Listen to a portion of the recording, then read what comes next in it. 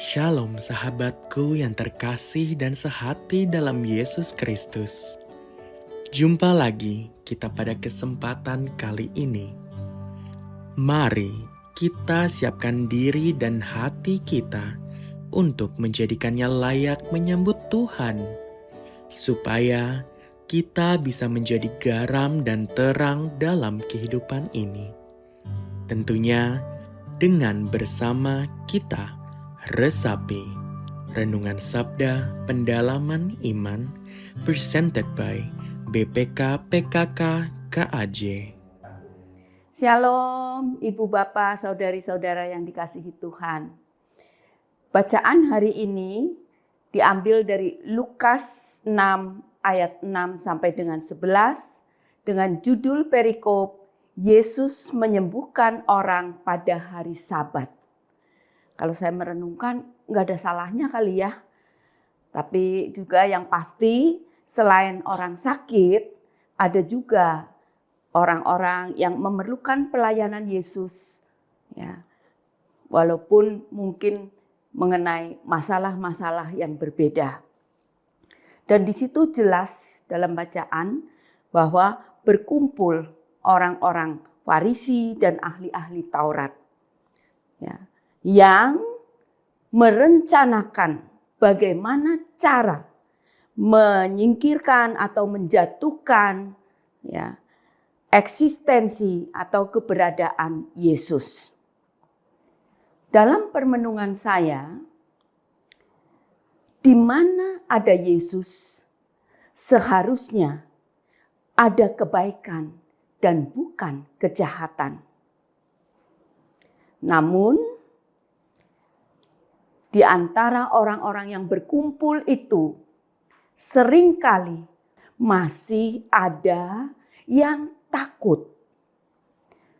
Takut popularitasnya tergerus, takut tersingkir dari jabatan, ya, sehingga timbul rasa iri hati dan mendominasi pelayanan atau suatu pekerjaan. Semoga sekarang ini pelayan-pelayan Tuhan semakin sadar, ya, dan hanya ada satu rasa takut, yaitu takut akan Tuhan. Saya mengalami, ya, suatu kali di sekitar tahun 2000-an, tanggalnya persis saya lupa, ya. Suatu hari saya ditelepon, katanya, "Bu, ikut melayani untuk mendoakan orang sakit." Ya, ikut berarti bukan saya yang mendoakan, saya hanya sekedar ikut, gitu ya. Ya, saya siap. Ya. Dan setelah saya siap, saya menunggu jemputan karena sesuai dengan apa yang dijanjikan, katanya saya akan dijemput.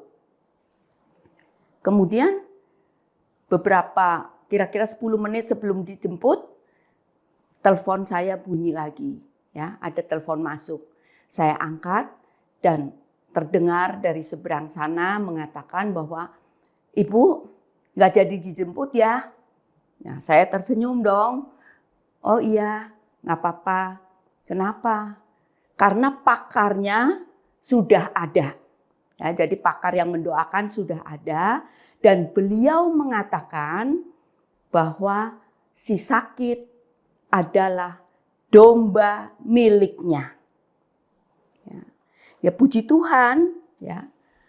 Beliau mengatakan si pakar ini bahwa karena domba adalah miliknya, tidak boleh orang lain mendoakan. Ya.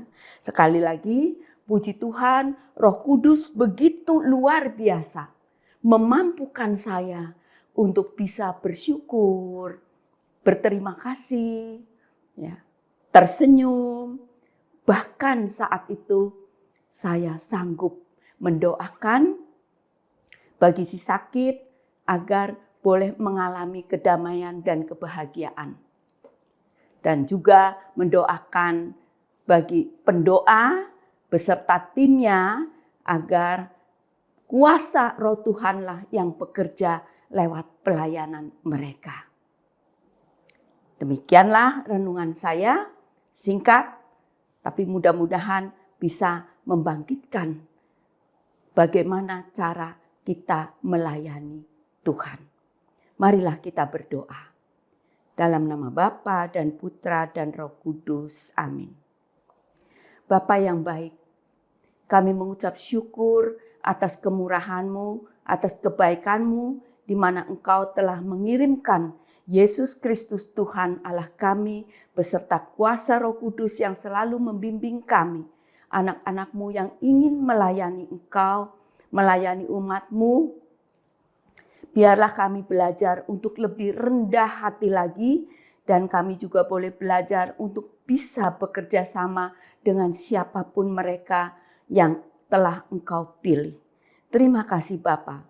Kemuliaan kepada Bapa dan Putra dan Roh Kudus, seperti pada permulaan, sekarang, selalu, dan sepanjang segala abad. Amin. Dalam nama Bapa dan Putra dan Roh Kudus. Amin.